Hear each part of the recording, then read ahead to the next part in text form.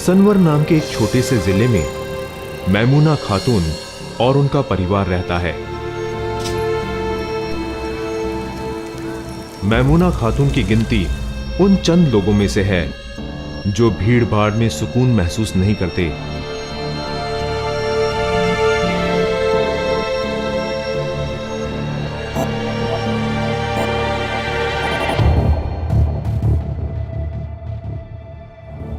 मैमूना खातून बेटी से दुल्हन, दुल्हन से मां और मां से सास तो बन गई, मगर शहर की भीड़ भाड़ वाले माहौल में दादी बनना उन्हें बिल्कुल गवारा नहीं था।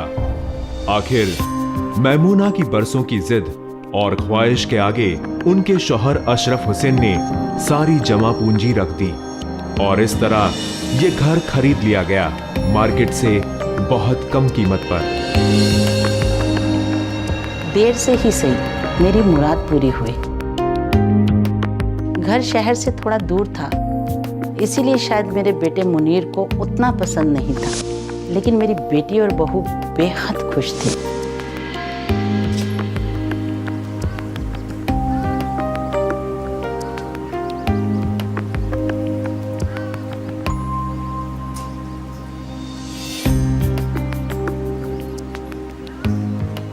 सारा दिन तो सामान रखने में और घर संवारने में बीत गया, थकान से चूर। रात को हम सब अपने अपने कमरे में सोने की तैयारी कर रहे थे।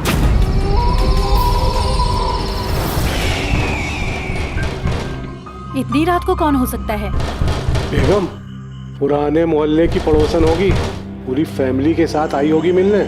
मजाक छोड़िए, बाहर जाकर देखिए कौन आया है। कौन है भाई? अरे सब्र करो, आ रहे हैं। दरवाजा तोड़ोगे क्या? इतनी रात गए कौन हो सकता है? कौन है? कौन है भाई? अरे कौन है वहां? कौन है? कौन है भाई? भाग गया कम वक्त। चलिए अबू भाई।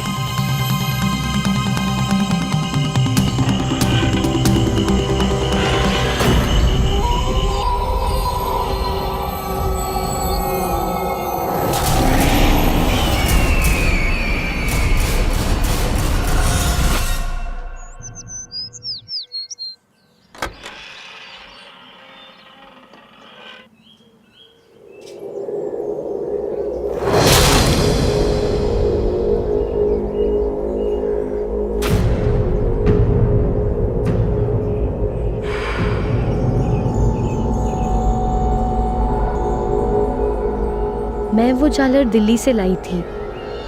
सोचा जब हम नए घर जाएंगे तो वहाँ लगाऊंगी। उसे टूटा देखकर बहुत अफसोस हुआ। उस दिन अब्बू और भाईजान सुबह सुबह नाश्ता करके दुकान चले गए। उसी वक्त टेरेस से अजीब अजीब आवाज़ें आने लगीं।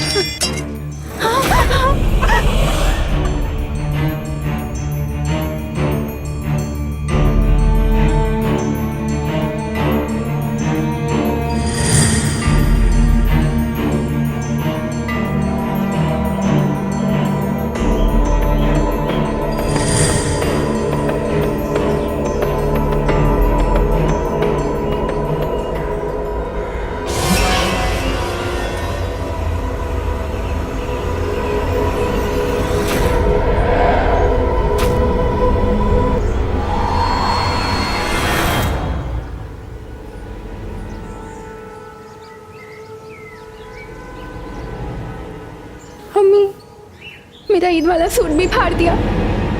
कौन कर रहा है ये सब? आपने देखा ना, सुबह झालर भी तोड़ दिया और अब ये। कौन हमें तंग कर रहा अम्मी? चलो चलो यहाँ से, चल चल।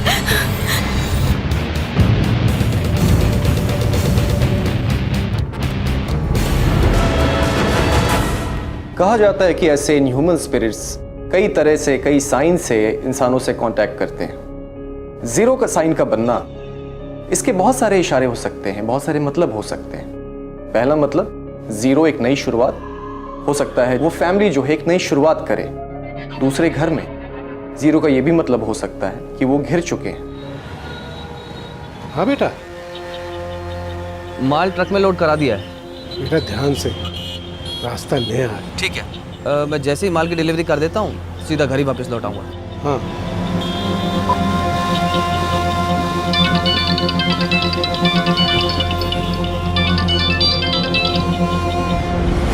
हाँ बेटा। क्या? समरीन ने उस रोज मुझे फोन किया था। कपड़ों के फटने की खबर सुनकर मैं थोड़ा परेशान हो गया था। एक रात पहले भी दरवाजे पे ठक ठक की आवाज, सुबह झालर बिखरी हुई थी। समझ में नहीं आ रहा था ये काम किसका है। श्रीवास्तव जी इस मकान के पुराने मालिक। काफी बार फोन करने के बावजूद उनसे बात ही नहीं हो पा रही थी। टेंशन तो मुझे बहुत होने लगी। उस समय सोच रहा था कि शहर से इतने दूर ये मकान लेके कहीं मैंने कोई गलती तो नहीं की।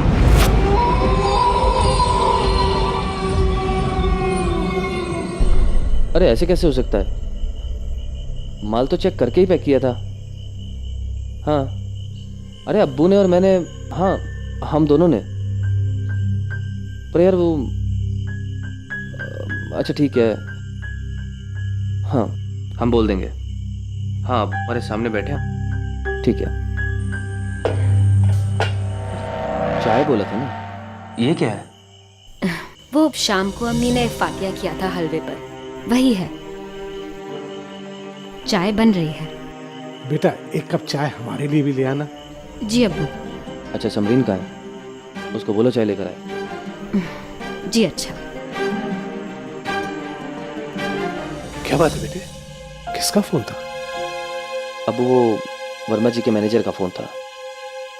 मुझसे कह रहा था कि जितने भी एचआर की पैकिंग हमने कल करवाई थी उस सब में फंगस लग गया है। फंगस कैसे लग सकता है अचार में? ऐसा कैसे हो सकता है?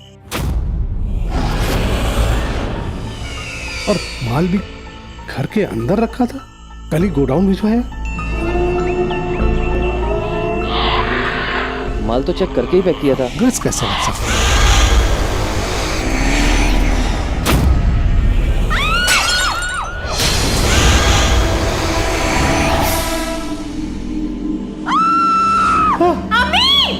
मम्मी, ममुना, ममुना क्या हुआ? अम्मी, अम्मी, अम्मी, अम्मी, उठो अम्मी, अम्मी, अम्मी, ममुना, अम्मी, तुम ठीक तो हो? ममुना, ममुना, क्या हुआ था?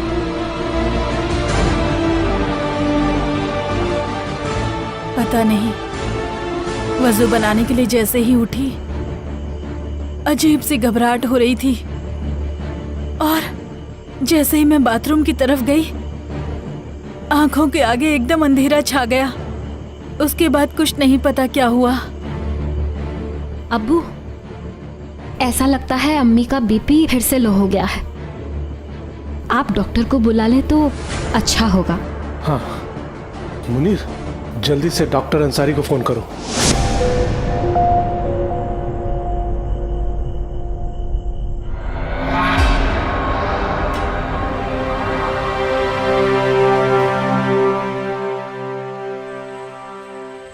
आइए डॉक्टर। देखिए अशोक भाई, एक फैमिली डॉक्टर होने के नाते मैं आपसे एक बात पूछना चाहता हूँ। जी पूछिए। घर में कोई झगड़ा या तनाव तो नहीं? नहीं, ऐसी तो कोई बात नहीं डॉक्टर साहब। क्यों? फिर तो बड़ी अजीब सी कंडीशन है। इस बार भाभी का बीपी लो नहीं बल्कि हाई है। आप घबराइए नहीं, मैंने दवाई लिख दी है, आइए।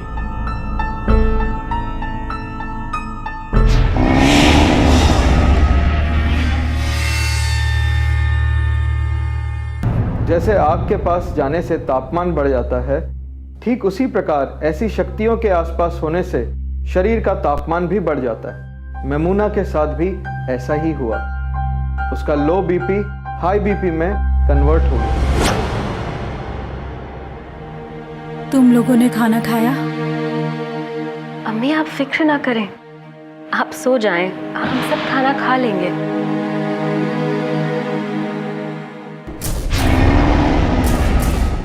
क्या हुआ अम्मी? क्या हुआ अम्मी? क्या हुआ?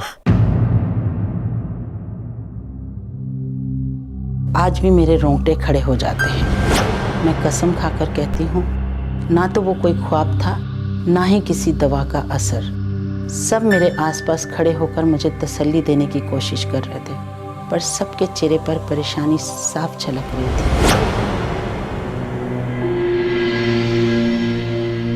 अशरफ, आप इमाम साहब से जरूर मिलते आइएगा, और अगर हो सके तो घर ले आइएगा। मुझे बहुत डर लग रहा है। अब्बू, बस एक मिनट और। तुम आज घर पर ही रहना और अम्मी का ध्यान रखना।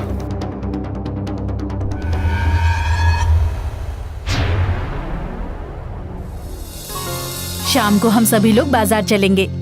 घर की सजावट के लिए खरीदारी भी तो करनी है ना। तुम्हें जो लेना होगा वहीं से ले लेना, ठीक है? अम्मी क्या हुआ? क्या हुआ सना?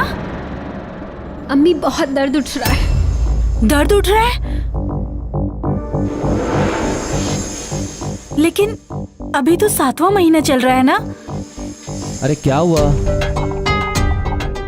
आज फिर कुछ हुआ क्या?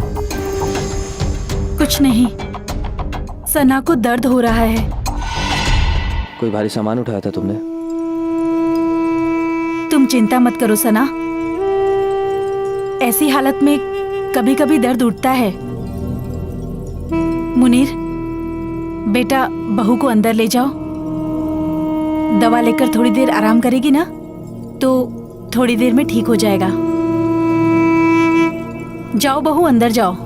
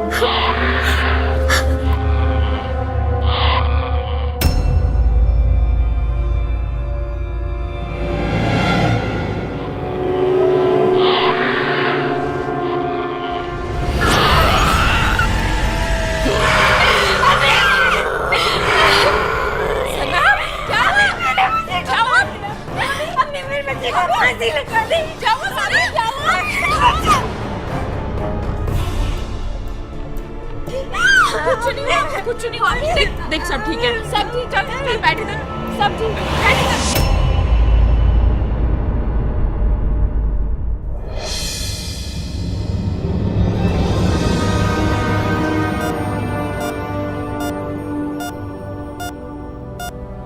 आपकी वाइफ की कंडीशन बहुत ही क्रिटिकल है। बेबी की गर्दन में कॉर्ड जकड़ गया है। आपकी वाइफ को एडमिट करना पड़ेगा। डॉक्टर की वो नली जकड़ने वाली न्यूज़ और फंदे वाली बात ने मुझे बिल्कुल डरा दिया। मुझे मेरे बच्चे की बहुत फिक्र होने लगी। हमारी ज़िंदगी अब किसी साए के शिकंजे में जकड़ती जा रही है, इसमें अब शक की कोई गुंजाइश नहीं थी।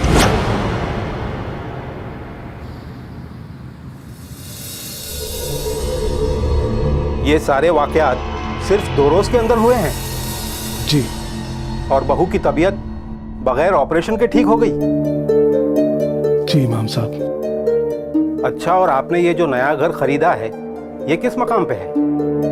जी वो सुपरमार्केट के पीछे हाईवे से 2 किलोमीटर दूर जो रास्ता जबलपुर की तरफ मुड़ता है, वहीं पर। राइट की तरफ, मजार के पास? मजार का तो पता नहीं इमाम साहब, लेकिन हाँ पास में एक पहाड़ी जरूर है। अल्लाह अकबर। मुनीर,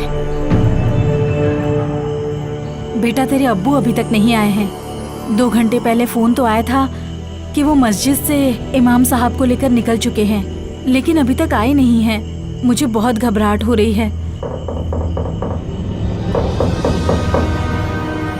मुनीर, मुनीर, मुनीर दरवाजा खोलो। लगता है अब्बू आ गए।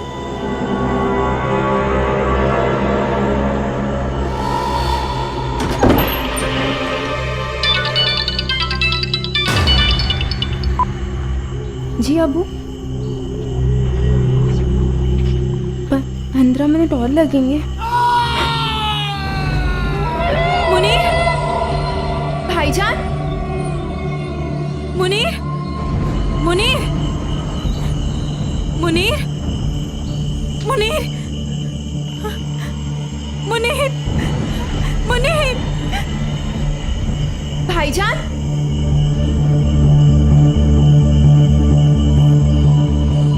भाईजान, मुनीर, मुनीर, भाईजान, मुनीर।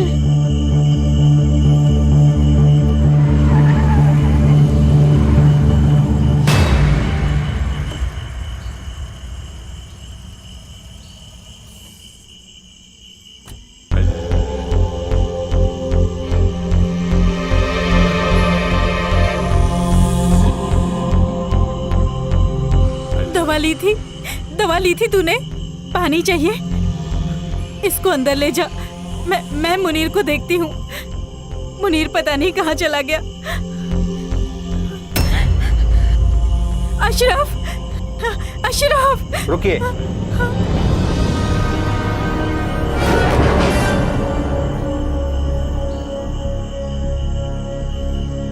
अशरफ, मुनीर, बाहर से कोई क्या हुआ? आपकी आवाज में बोल रहा था तो हमें लगा कि आप हैं। मुनीर दरवाजा खोलने आया, लेकिन आप तो फोन पर थे। मुनीर पता नहीं कहाँ गया। इमाम साहब मेरा बेटा। सब्र करो, सब्र करो मुनीर, सब्र करो। औज़ु बिल्लाहि मिनश शैतानिर रजीम। बिस्मिल्लाहिर रहमानिर रहीम।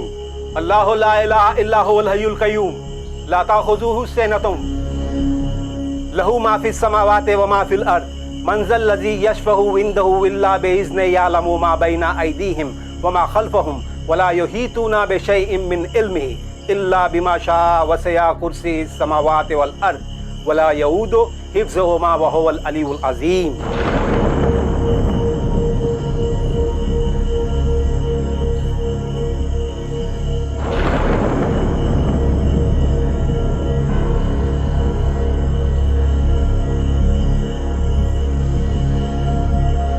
आप लोग यहाँ आ जाइए।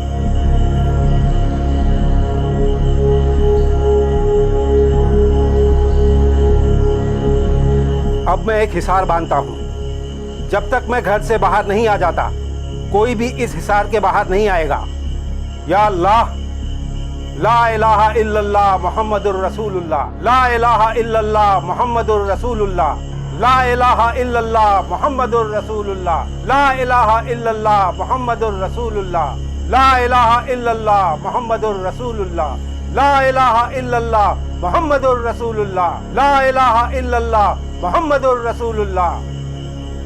इमाम साहब मेरा मुनीर।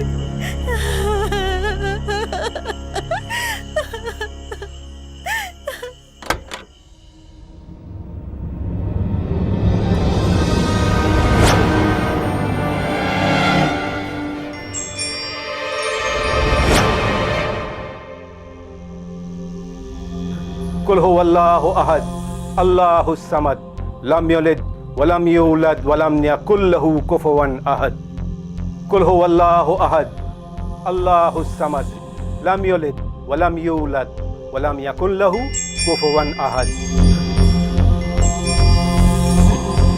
कुल हुवल्लाहु अहद अल्लाहुस समद लम यलिद वलम यूलद वलम यकुल लहू कुफुवन अहद।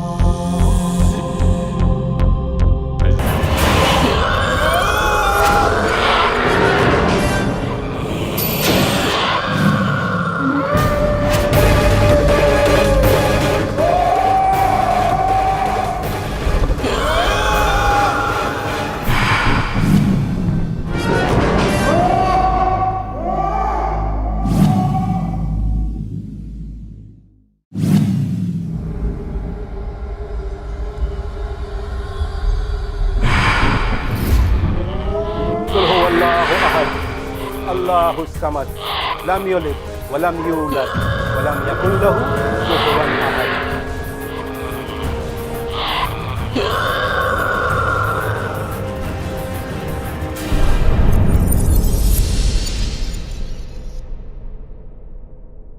घर के अंदर क्या हो रहा था कुछ पता नहीं, लेकिन घर के बाहर हम सब मुनीर के गम में रो रहे थे।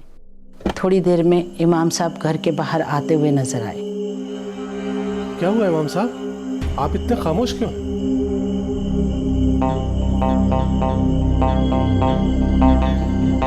जितनी जल्दी हो सके आप लोग ये घर छोड़कर चले जाइए। लेकिन मुनीर कहाँ है इमाम साहब? उसको जिन्नात उठाकर ले गए। हम कुछ नहीं कर सकते। इमाम साहब कुछ तो कीजिए। अरे ये जिन्नातों का डेरा है, और वो भी एक दो नहीं, बेशुमार। लेकिन हमारे घर में ही क्यों? क्योंकि आप उनके रास्ते में हैं। उधर उस पहाड़ी की गुफा में जिन्नातों का महल है, सड़क के उस पार मलंग पीर बाबा का मजार, रास्ते में ये घर। चले जाइए। हमने अगले रोज ही मकान खाली कर दिया। इमाम साहब ने बताया कि कुछ 50-55 साल पहले इस इलाके में एक पीर बाबा की कुटिया हुआ करती थी। मुसाफिर और मुरीद उनसे मदद मांगने और हाजिरी देने के लिए उनके पास आया करते थे। उन मुरीदों में इंसानों के साथ साथ जिन्नात भी शामिल थे। जी हाँ, ये हकीकत है, इससे इनकार नहीं किया जा सकता। जब वो चाहते हैं तो किसी के सामने भी आ जाते हैं, किसी से बात भी कर लेते हैं, वरना अल्लाह ने जो है एक पर्दा रखा है कि इंसान उन्हें देख नहीं सकता, उनकी आवाज़ को सुन नहीं सकता। बिल्कुल वो हमारी तरह दुनिया में रहते हैं, जीते हैं, खाते हैं, पीते हैं, सारे मामूलात इंसानों की तरह हैं। बस फ़र्क इतना है कि इंसान मिट्टी से पैदा है और वो दहकते हुए आग के शोले से। जिस घर का अरमान 25-30 वर्षों से था, उस घर में एक हफ्ता भी ना रह पाए। अब तो ये मलाल कब का ख़त्म हो गया। अब मैं दादी बन चुकी हूँ, भीड़ भाड़ में रहने की आदत पड़ चुकी है मुझे। अल्लाह का शुक्र है, उसने हमारी हिफाजत की और मेरे मुनीर की ज़िंदगी भी बचा दी। उस रात इमाम साहब की दुआओं के असर से हमें पीर बाबा के मज़ार के पास हमारे घर का चिराग मिल गया, वो भी जीता जागता।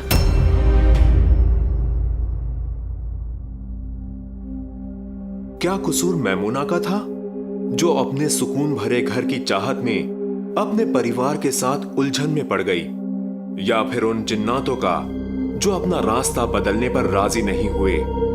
पता नहीं, पर यह ध्यान रखना जरूरी है कि चाहत और जिद का टकराव हमेशा भयानक होता है।